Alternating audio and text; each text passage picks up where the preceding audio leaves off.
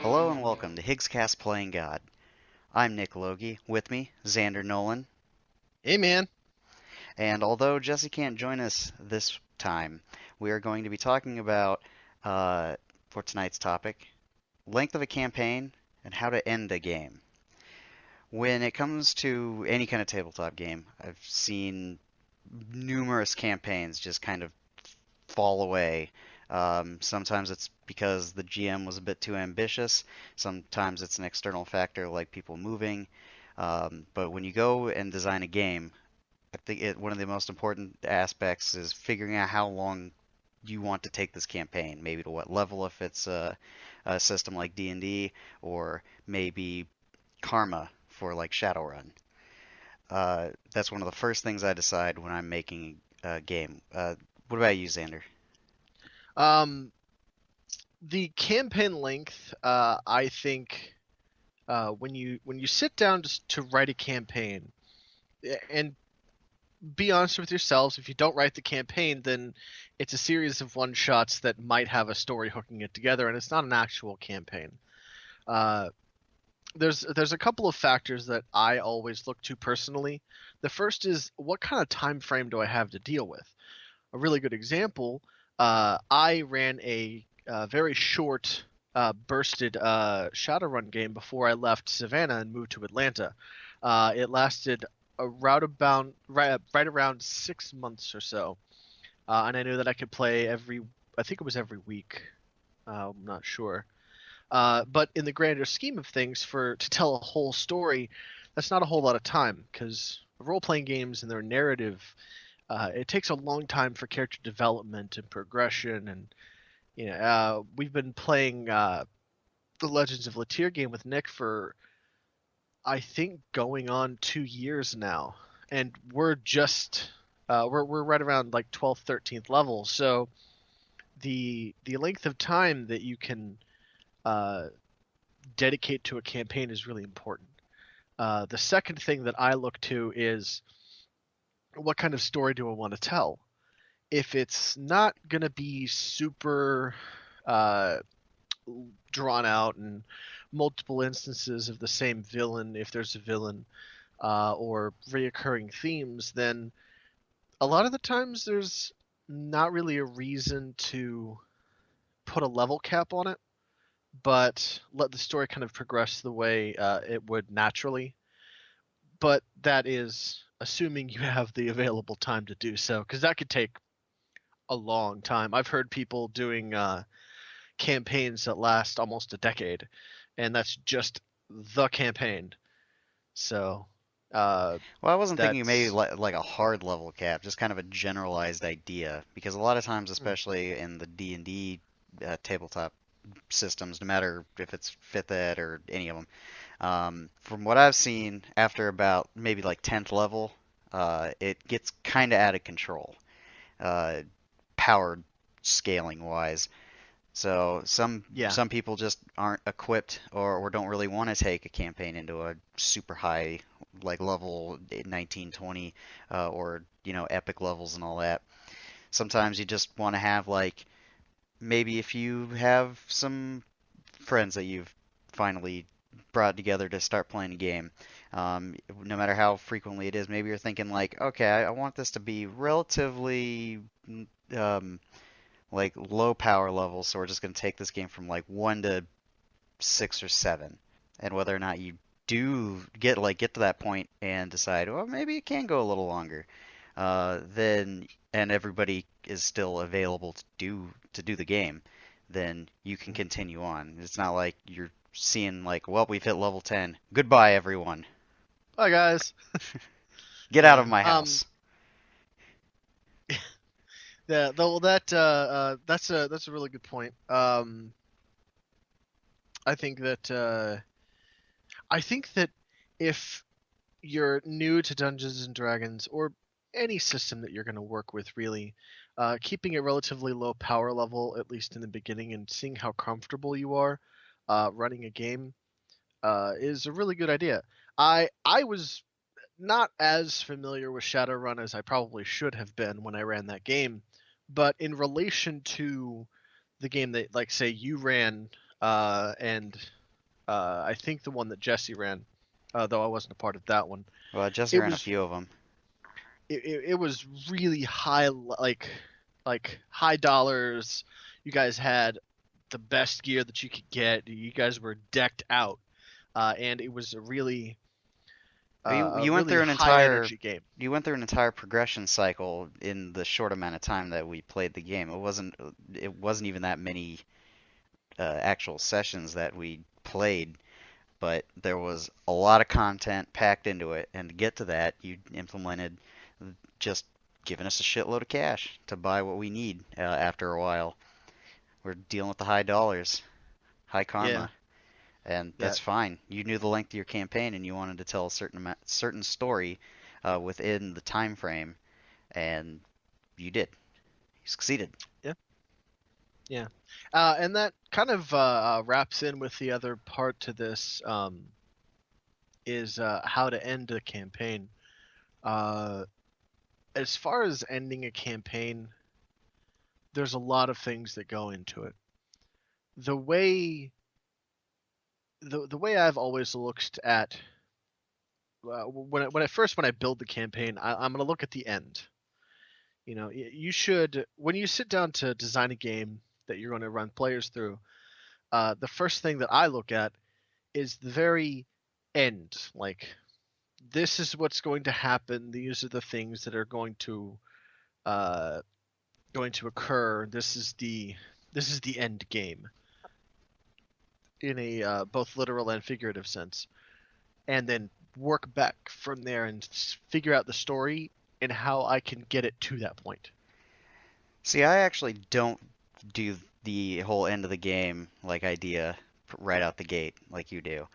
I will actually wait for like a little while to figure out like how the players interact with the setting, what the characters are like, and then I kind of tailor make the end of the like what I think the end of the game is probably going to be. The big word is probably.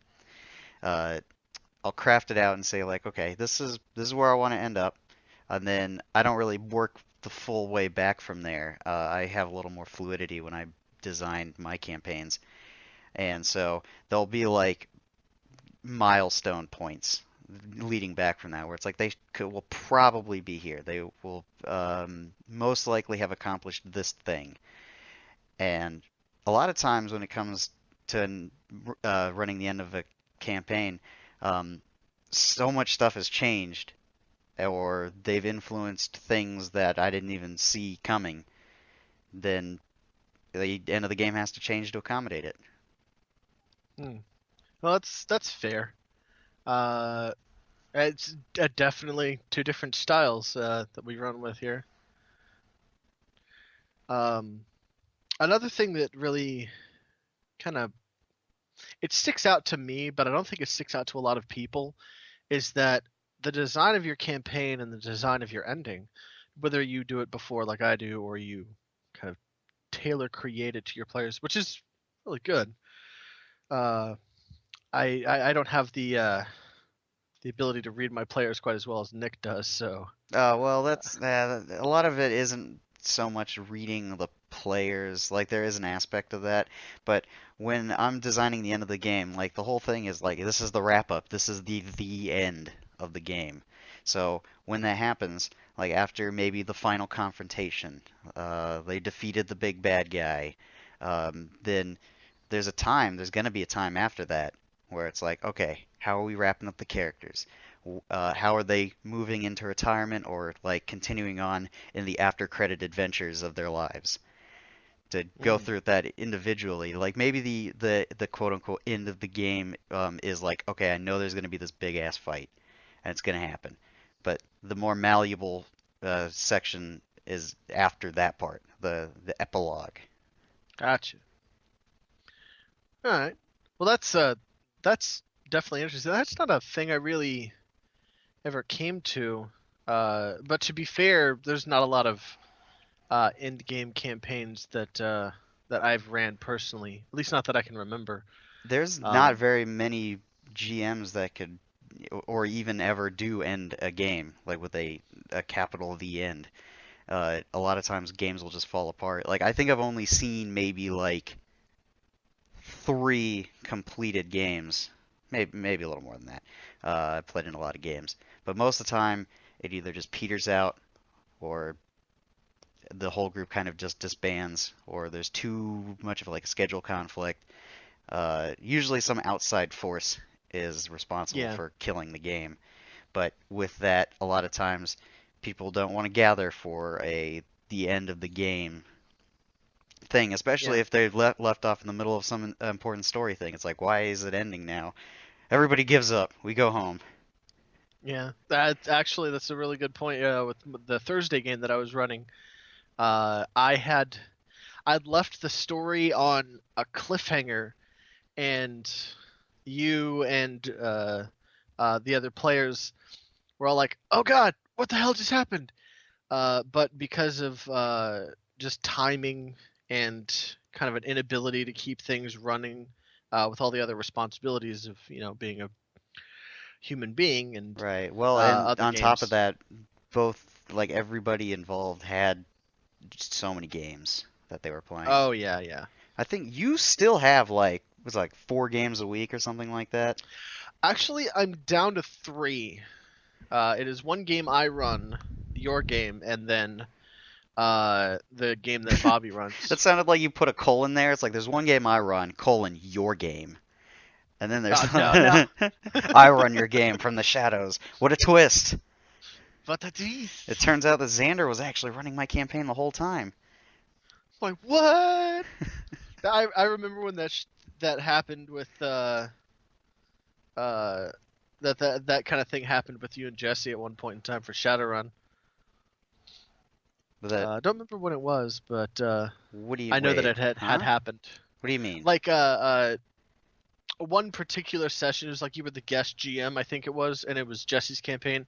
Maybe it Oh was the other way yeah. around. Yeah, I remember doing something like that. I think we did that on both sides at one point. Because it was all the same setting, so we all knew what Yeah, was going on. I mean, he's run entire campaigns in that setting, and I've run entire campaigns too. yeah. I love that setting. It's such a good setting. It Well, really is. it's really nice because all the players impact it so greatly, and then when it goes to another campaign or even a new set of players come in, then what they did is still relevant, and they might hear Yeah, about it on the trid or yeah, whatever. man. Dude, Willie Stacks came back for a one shot of Shadowrun that I did. So did Josh the Chimney. What color flannel was Willie Stacks wearing? It was chartreuse. Ah, good. I don't think I used that one. Yes, yeah. I specifically was like, I don't think he would have used chartreuse. No, Nah, nah, there's a it's lot. fine, it's There's a fine, lot it's of fine. colors. I had a list of every time he showed up, so that way I knew which color would be next and which ones I've already used. It's important, It's a good way man. to. Oh yeah, it's totally important. Continuity, and then by it, continuity errors are really important to try and keep up with. So, Well, children, even take with notes. Willie Stacks, I had for his end of the game thing. It was like the finality of him wearing a rainbow flannel shirt to signify that all the colors have now been used, and this is his last game. That was pretty funny. That was pretty good. That was a good one. Wasn't that after it when the dragon got bombed? I don't remember exactly when that happened. It was towards the end of the Ah, game, like the end yeah. of the whole game. Ah, okay. Yeah. Well, anyway, to throw ourselves back on topic, Ah, I never left um, topic. Haha. aha, I think that when you're designing a game and you want to know how long you can run it, beyond the time constraints and your people, and try to keep from petering out, because a good story with a good ending is so satisfying. But it's got to work with the setting, and it's got to work with the system. And designing a full campaign with end game for Dungeons and Dragons versus, let's say, World of Darkness or Shadowrun or Exalted, they're all very different in how the game is progressed, and therefore affects how the game ends and how long it realistically can be. Like a World of Darkness game, if you could get 5 people to play the same game with the same characters, and maybe even if they switch up some characters, but the same game could go on indefinitely. And there's no real stop to whatever conflicts arise within the World of Darkness universe. There's always something next. There's always something bigger. And now in Dungeons and Dragons, that's true too. But when you get to a certain level, your ability to fight things becomes impossible to really back down. Like you could get to a point where player character A can take on the Tarrasque by themselves. I don't know And about that, but well, there's also the magic becomes the problem solver for pretty much any situation, especially if you have a lot of spellcasters. Then instead of maybe having some trap or some environmental hazard show up, then they'll just teleport over or dimension door or mess with the like a rocks fall, but then you stone shape or something like that. Instead of in a lot of situations, instead of just having to think out a problem, it turns into magic solves this. yeah, I think that would actually we could kind of dive into that a little bit with when we do the one for high magic versus low magic. Right. I know personally, I had given some of my players in my Saturday game, I'd given them a flying carpet. Now you don't think that that's going to be really a really powerful item, What are you but talking about? That's game changing. yeah, it's completely game changing. And I realistically wasn't prepared for the consequences, and I've had to change a lot of stuff up to really deal with the fact that they could move like that with no holds barred, like they could just cross an ocean, done. That's why I've been ramping up the vehicular scale as slowly as I have been in Legends of Latir. Because I knew the second I give you guys an airship, then you're just going where the fuck ever. And since you're level 12 or 13 or I can't remember which, then now you kind of have those options anyway. So having this cool like home base airship that you can just take wherever the hell you want is a pretty cool item to have. Yeah. Sad shit is we're not gonna use the damn thing anymore. We're going to the Underdark. We can't take it with us. Yeah, that's true. Part of me didn't think you were gonna go to the Underdark yet. I don't know why. You've been talking about it a long time. Yeah, I mean, that's the logical next step. We don't really know where we're supposed to go elsewhere, you know? Right. We might go back home first to kind of resupply, recoup, and stuff like that, but I don't know. We might just, charge after headlong, you know? We'll find out on the coming games. Because with Legend of Latir, you already said it's running. It's actually been maybe like a year and a half. It'll become 2 years around like July, I think. So it's coming up pretty quick then.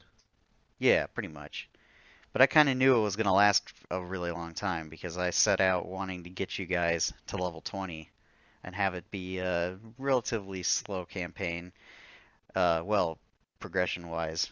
Because with the progression, I wanted to see you guys like take a little longer on the beginning levels, so that way you can get used to the characters. Because I don't think prior to this we'd ever played 5th Ed before, so it was kind of a jumping in and getting our feet wet kind of deal, right? Yeah, we were.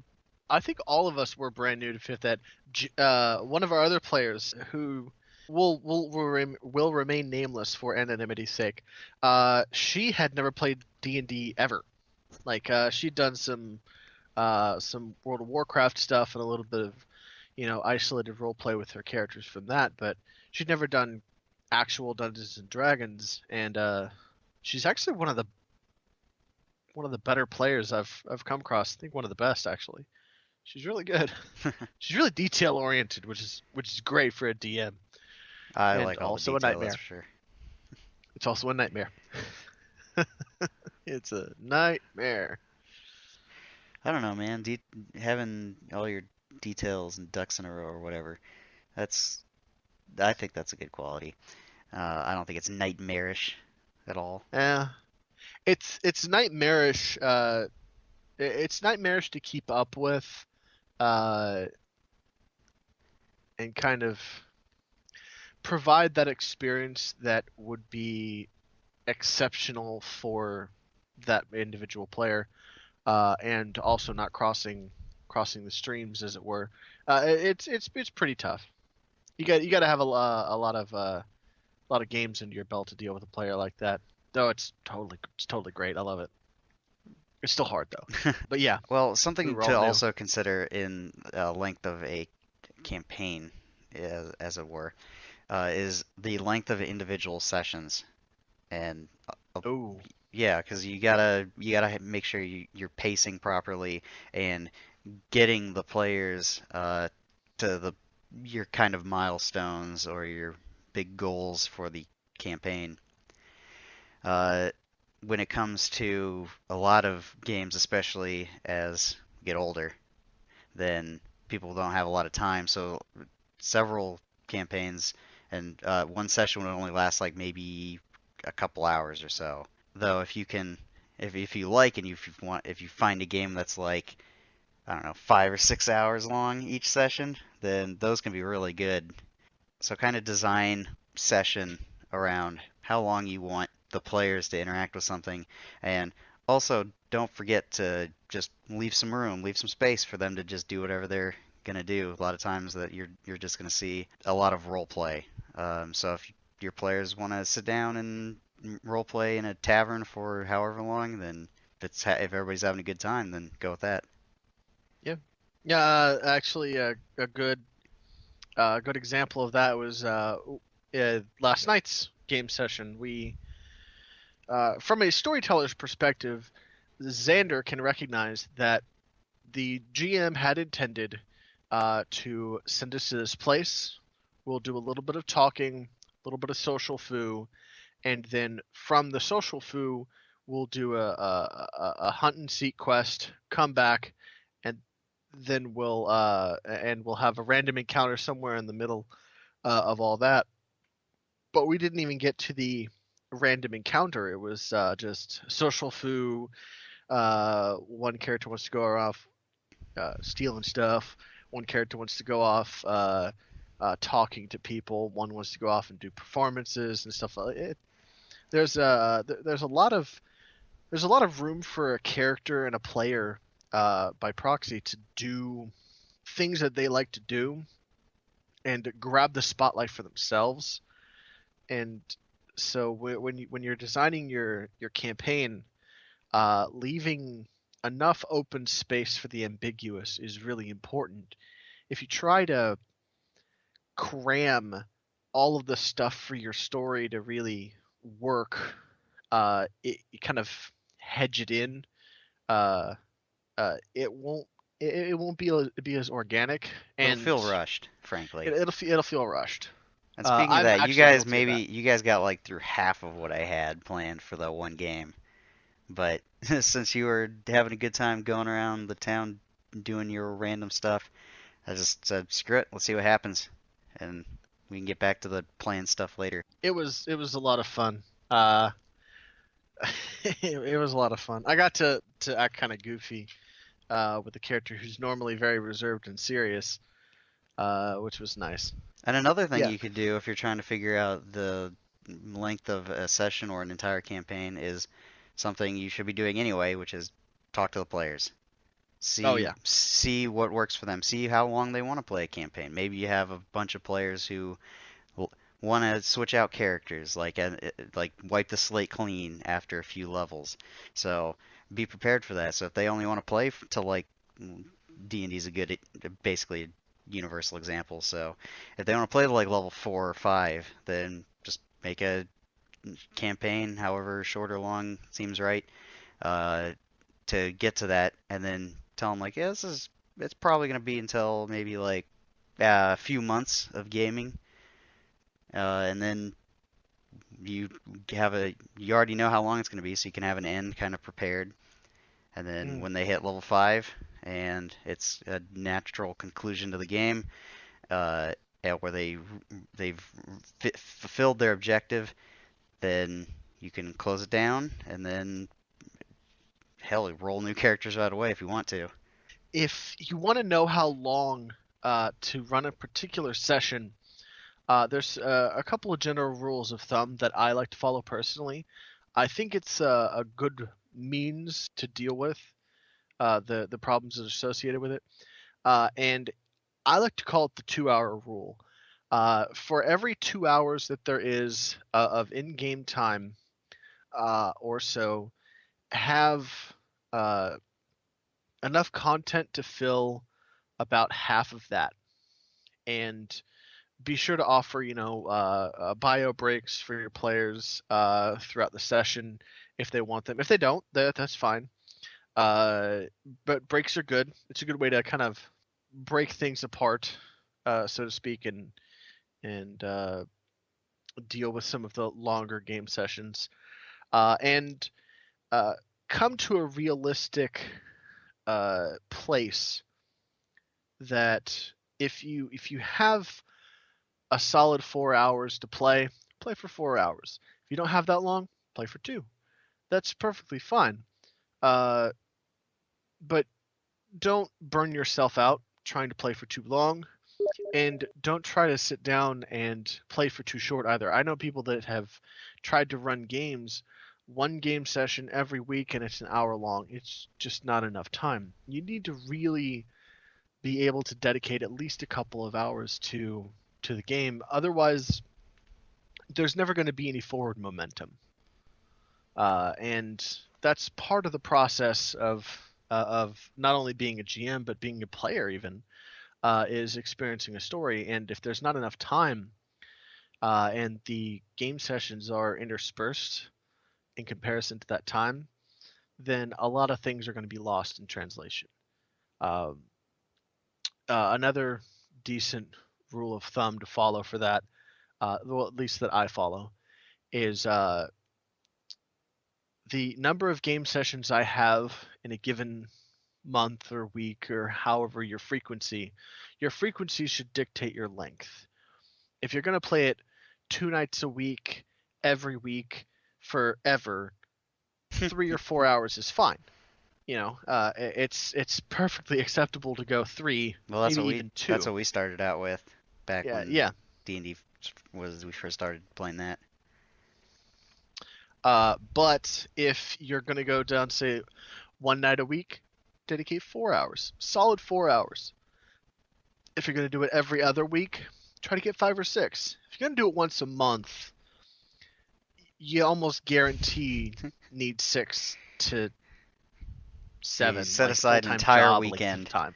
You need to have people Yeah, stay in the night, and then there needs to be that is the snacks. weekend. I mean, There needs they to be can't snacks leave. anyway. Well, yeah, that's true. Soda was a big thing that we had to all chip together for when we were playing Shadowrun. A lot of soda got consumed during the running of the shadows. Both in game and out. What Oh, was that's it? The true. Big Glup. Big glup. The super cheap gallon-sized typo cup. Yep. But yeah, if you're gonna run a game, especially if you're new to it, be sure to talk to your players and the people that want to get involved, and make sure you have all of the little nitty gritty details out of the way, like who's gonna play what and what kind of story do you want to tell and all that. But when it comes down to your sessions, make sure that you dedicate the right amount of time, because if it's not enough, it'll feel rushed past, and there won't be enough content to really grab the player, and you'll lose them. You'll lose them really fast, but not so long that you just can't keep it going, and it's just Man, I don't know what you guys are gonna do now. I planned for content for the whole game set, and you guys blew through it. I don't know what to do. Fucking go talk to the Knolls. We don't care. Whatever. So Well, I mean, if your session has or game has a natural conclusion to it, like even if you originally weren't planning to like end the campaign after some event, but if it feels like it would be right, then you should go ahead and do it. I think yeah. that something like that happened with the Pathfinder game I ran. Uh-huh. When they got to level 10, I was actually thinking like to keep going like several other levels. I didn't have like the whole thing planned out or anything like that. That was before I started doing it. But when they got to level 10, they did something big. And I was like, we kind of talked about it for a second. I was like, yeah, this is probably a good time to stop the game. And so we all agreed. We went through the epilogue, uh, and it had a satisfying ending. And then we can move on to the next. Yeah. It's a good thing. And I know I have to So do that all the time when it comes to session by session basis. Oh shit, they're not as far as I want. Or oh, they're about to gear up for a fight that's gonna put us way past the time. Let's go ahead and maybe add something, a little something in just to get the ending right, and then you save that fight for the next game. yeah. Um. So now that we've really kind of covered how to realistically pace your game and find a good length for both the sessions and everything, Nick, Huh? how do you end a game? Like, how do you end one? Like an entire campaign? Yeah, like this is the end. This is the capstone. This is the big Kahuna. Like, if you were to if you were to end a game, how do you plan for that? And Well, how I do you? mean, I kind of already discussed how I plan for it. Um, by the time the game ends, you should know like the players or the characters' individual goals. Like, uh, usually it's a personal thing, and then like say one of your characters, their goal was to save the city, and the whole campaign's been revolving around just things attacking the city or like a political thing or whatever, but they've achieved their goal. And what they want to have their ride off into the sunset be they return to their home, or they like build one themselves, and then maybe their scene ends with them like drinking some mead while their feet are propped up on the front porch or something like that. Basically, you got to individualize it, but then you also have to know that this is the final thing. They're not going to show up for something else, even later on in the same game. And then once you have gone through all the people, you kind of do the what you do at the end of a movie. You have like the pan out where you can kind of see what the scope of everything was. You can have those memories be solidified and be like, and then literally say the end. Awesome. That's actually better than better of an answer than I could have hoped for. Well, it's kind of like Um, the Lord of the Rings is a good example. At the end of the trilogy, uh, like you see Sam, he's got like he gets married, and then he goes into his house, like, and then that's his finale. And then, or like when Frodo starts writing the book, like that's he's recapping his adventures in a tale. And I mean, you could have, if a character wants to do that uh, in your game, then why not? fair enough. I think that's a good way of going about it. I actually hadn't figured out how I wanted to do the capstone. I knew how I wanted to end the campaign in broad strokes, but none of the specifics. And I think the only campaign I ever actually ended was the one with the Shadowrun one that you guys played. Hmm. Um, And I think it came to a pretty decent conclusion. Like, you guys rode off in the sunset and what have you. But Yeah, that was good. That was satisfying for our characters as we kind of split ways. yeah. You could also do a where are they now kind of thing. I've done this with the Shadowrun after this big campaign. Like I actually didn't have this plan, but all the players wanted to do it, so I just rolled with it. Uh, they wanted to one of them wanted to play out the death scene from their character growing old. So he's Oh wow. like a 90-year-old man on his deathbed, and like the other characters showed up to talk to him. And one of them looks the same as he did because he's an elf. So he just kind of walks in and is like, "Hey man, you got old." God damn, dude. Because That's like yeah. players, they know where they want to take their characters. So a lot of times you can kind of like hand the reins over to some extent and just let them craft their ending. It's a good way to go about it, I guess. Now in the less character specific and more uh campaign itself, uh, what would you do? Like, what kind of climax would you write for a campaign, for example? No spoilers, obviously. I don't want to Obviously. know what's happening in Let's Hear. Well, Don't tell me. it depends on what the campaign's kind of been about. If if it's like this big epic like progression from like you're fighting rats at level 1 and then like you're fighting like a god or something when you reach the end of the campaign, then you're going to have an appropriately epic fight. There's going to be cool like a big cool set piece that you play around in, and you're going to have like this big descriptive boss fight. uh, I mean, you kind of that kind of just comes straight out of JRPGs. You gotta have the big bombastic end where you have like the fighting music that's hyping everybody up.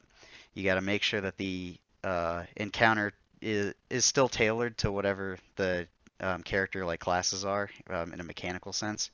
Mhm. Um, Now, if it's not about fighting big epic things throughout the campaign, like maybe at the end you come up to the king of the land, and he might like the send off might be like he's asking you guys for like one more favor to help save the land, and then you like go off and the camera it fades to black for like the final ending. But what you could also do is you could have like a big political debate. You could Mhm. implement like role play with persuasion rolls and stuff like that. Like it kind of just depends on what the theme of the campaign is. With Shadowrun, I've kind of got a little stupid with it because it usually turns into some over the top nonsense, which is exactly what I want it to. That's it. Would not be Nick's Shadowrun game without that over the top shit. But Punching demons to death. yeah, but so, like a lot of times you just want to just kind of scale it to what the theme of your entire game has been about. If it's an exploration based game, then you maybe find the lost city that you've been looking for the or like getting breadcrumb clues on since the beginning of the game. Uh, you pretty much want your climax to be usually whatever the thing is at the beginning of the game you started with. If you've already resolved, if you're playing a game or running a game that you actually have that set to resolve before the full end of the game, then maybe that's one of the times where it's like, okay, even though I planned on this going further, this seems like a satisfying point. No, that's fair. I'd actually had designed a campaign at one point in time. It was supposed to run for right around 2 years. It was supposed to take everybody to level 15 with 5th edition. And the beginning of the campaign was the world is being plunged into a complete world war.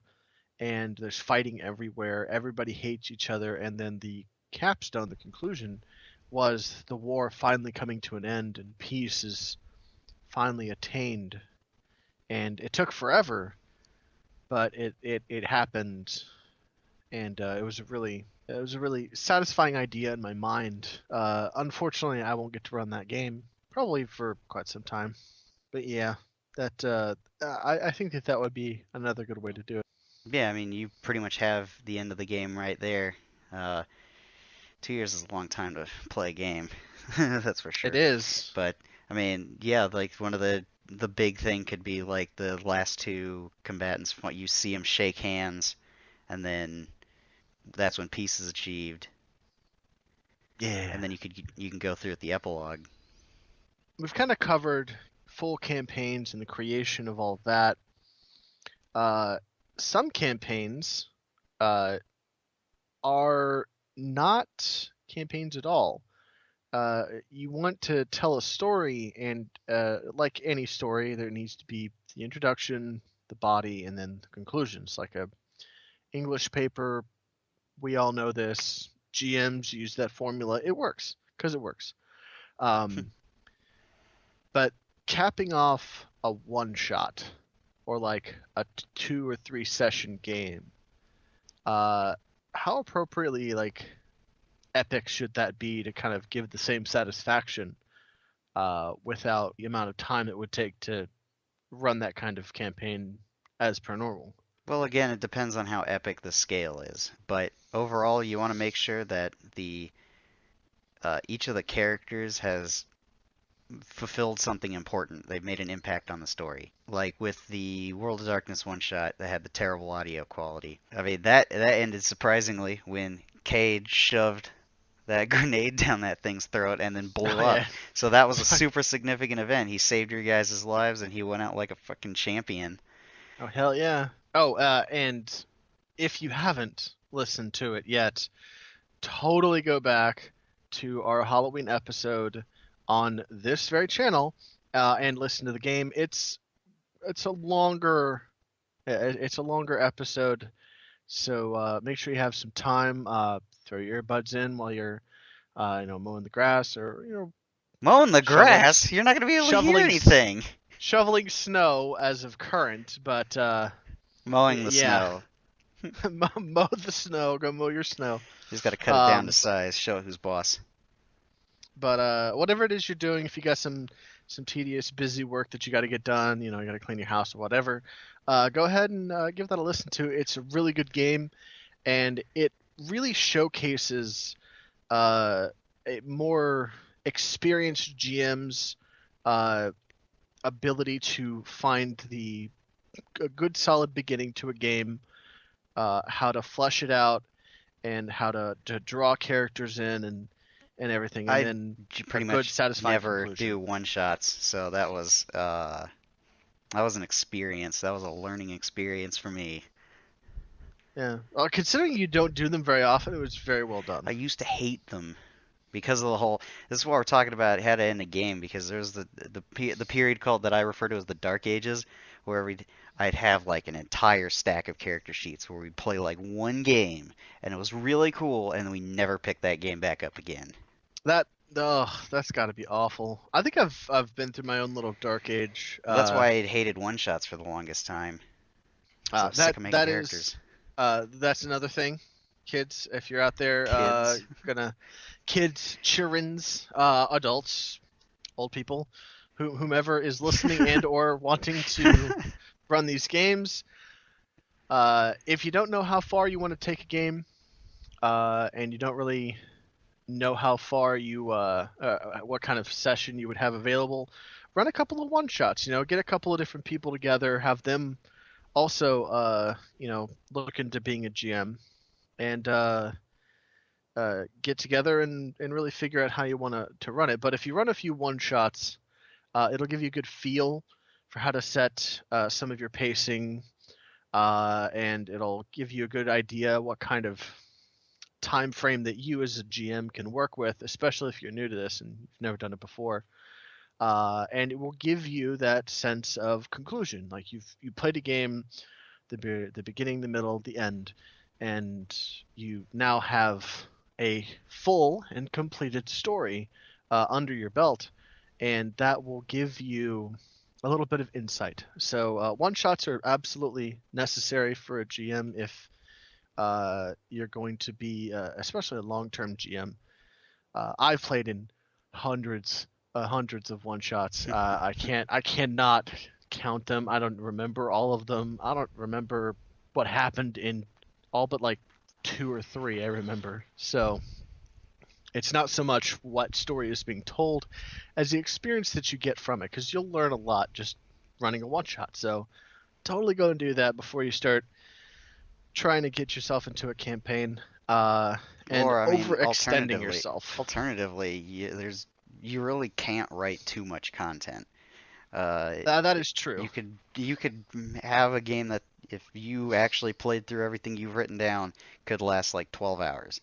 But if you find you're not using some of the stuff, you could use it somewhere else, maybe in a different game, or if you'd like to like revisit something that you've already written, you could tweak it, um, insert it into a different group, whatever you want to do.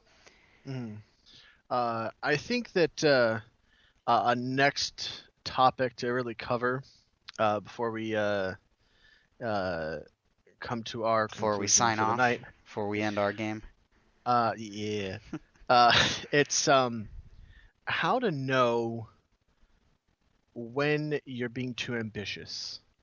Like, what are the signs and signals that your ambition is a little bit outweighed by your capacity, your players, and your story?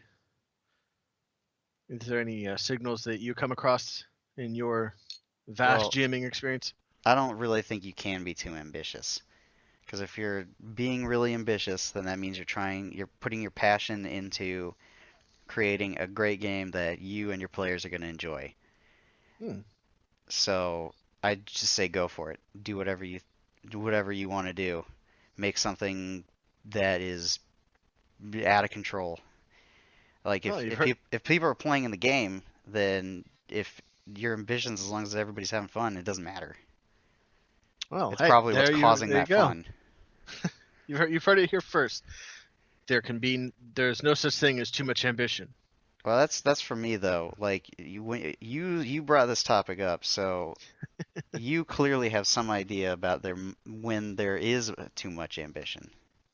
Well, for some, yes. I think that it's a general rule of thumb that you can't prepare too much for it, and you can't have too many ideas. But within your realistic time frame, besides your time frame, within the realistic kind of I boundaries. guess what do you mean by ambitions? Like what are you referring to specifically? Uh, Say for example, you have four people. They want to play in a D&D game. They have expressed great interest. They've made characters. You guys are about to start, and you know that your players have expressed a lot of interest in taking this, you know, a while, but they haven't really said anything. And then you plan out your end game to be 4 years from now in IRL terms. Uh, so there's definitely a line that you can draw in the sand to know, but that's what I mean by too ambitious, especially for brand new GMs. That's a long game to run. You'll certainly learn a lot, and if you try, then you'll get a lot of content out of it, and it'll probably be very satisfying. But the end game is sometimes just as important as the story to reach that when it comes to uh, having a game, because there could be a year worth of game content that you've played through and you're not anywhere near the end, and then your players start to peter out and you just kind of drop.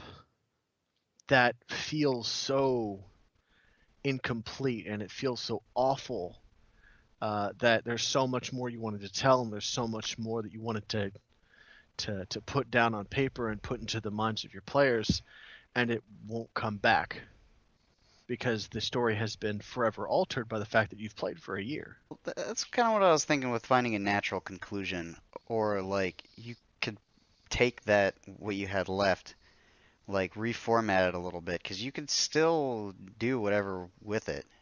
I'm sure that a lot of stuff's been influenced, but at the same time, you could bring that to another group even, and have it like if you wanted to do like I don't know, the last 10 levels or something, uh, then what you could do is you could start the new group at a higher level and kind of pick up where the game left off in a sense, like just with different people, Hmm. different perspectives. Yeah, well, there you go. See, this is the reason why we talk these things out, because this is stuff that I had never really come to conclusion of. I'm like, all right, I want to run a game. There's 4 people. I know one of them is going to be steady, but the rest of them are going to be like, they might not be there. How long do I make this realistically? Let's think about the realism here. And I never really took the time to think outside of the box. So thank you, Nick. That's actually great advice. Well, I mean, if that's also the situation you're looking into, you could, instead of like running this big campaign with like huge overarching plots, then maybe have more of an episodic game. Like Hmm. have it so people could drop in and out as much as they want to, and think of it like I don't know, pretty much any serialized show on just cable TV. Uh, Hmm. like X-Files is a good example. There was that plot that every like the main thing that they hit on every once in a while with like the smoking man and all that, but pretty much every episode had its own self-contained thing that might have influenced the rest of it, but more than not, it was just its own story. So if you craft a game around that, then you don't necessarily need to know what the end is right out the gate. You can kind of feel it out. You can just play through a complete story each session. So people who don't have all that time or can't make it to every game, they still have a satisfying conclusion to whatever that particular story is, and you move on to the next one. That's how I ran Shadowrun for the longest time. Hmm. A lot of those jobs, like they didn't really have any connection to anything else other than it's a job, you need money. But some elements, when they became relevant again, you got plucked out of the notes and put back in.